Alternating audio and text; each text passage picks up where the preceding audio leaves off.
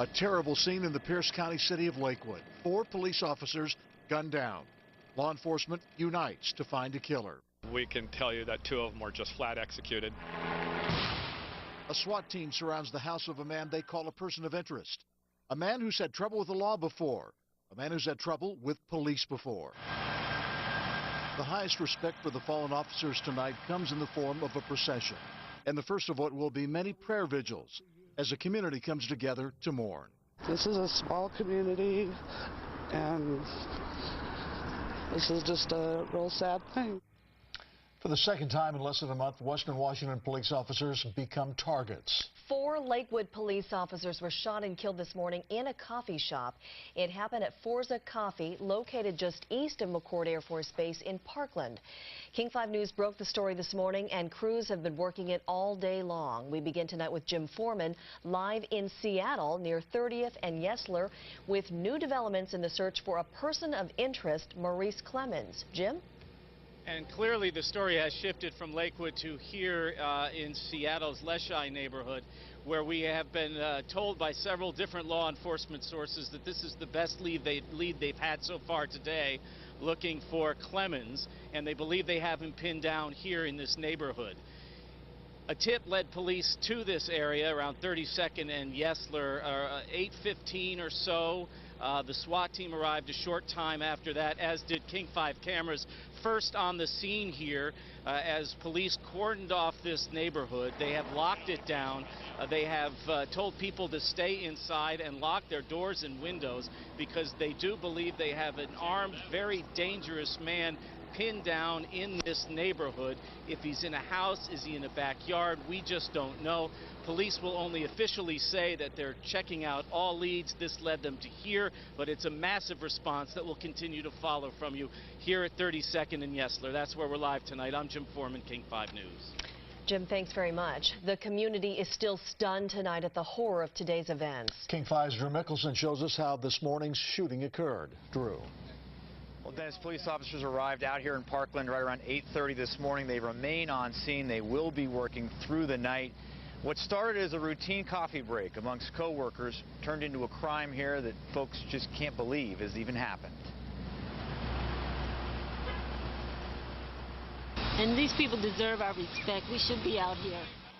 Near the scene of the shooting, those who knew the deceased and many more who didn't came out to honor the officers. It's horrendous.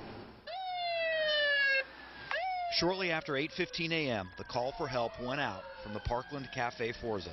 4 uniformed Lakewood police officers having coffee before their shift were shot and killed. The officers were Mark Renninger, Ronald Owens, Tina Griswold, and Greg Richards. We have no sense of motive. We can tell you that 2 of them were just flat executed, sitting, writing reports. One of them was stood up and tried to go for the suspect and got shot, and the 4th one fought his way out to the parking lot and fired off some rounds, we're hoping, and the suspect's hit. The gunman, who may have been shot, was last seen running away from the cafe north towards Highway 512.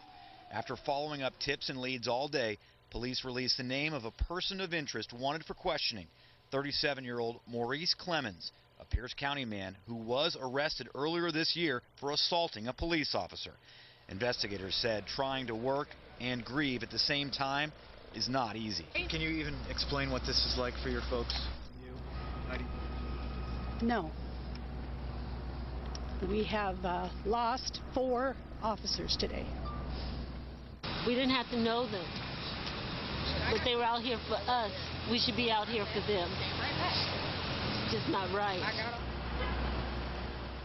At the end of this terrible day, the people the officers used to protect came out to show their support.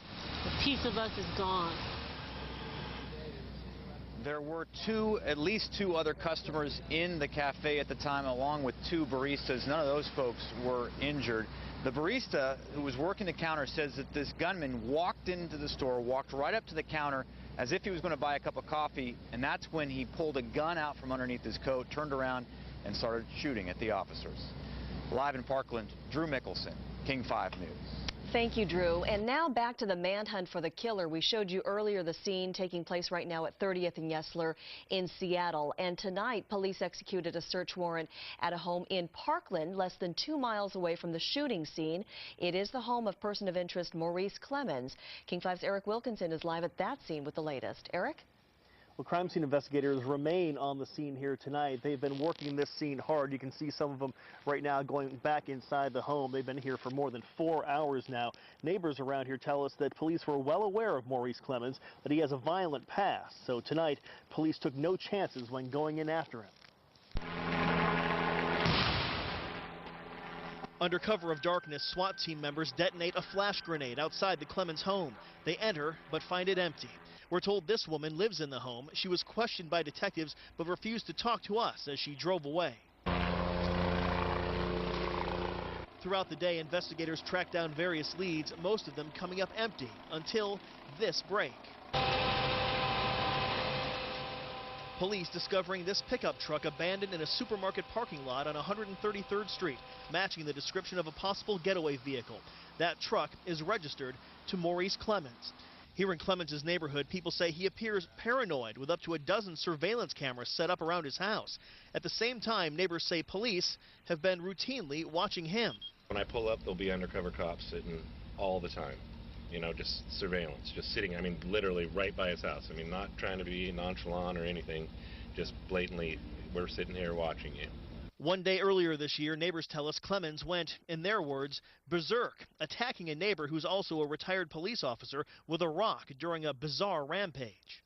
Went around smashing windows, car windows, just throwing rocks, and I guess police were called and they had to chase him to arrest him, so it's somebody who's very unstable. Back live on the scene now, crime scene investigators continuing now to come and go. We can see them as we speak, bringing some evidence out of the house. We're also told that Maurice+Clemmons was supposed to have been wearing a GPS monitoring bracelet right now, but he apparently had taken that off, as investigators tell us that they found that during the course of their investigation today. We'll stay on top of this and let you know how it turns out as events warrant. For now, I'm Eric Wilkinson live in Parkland.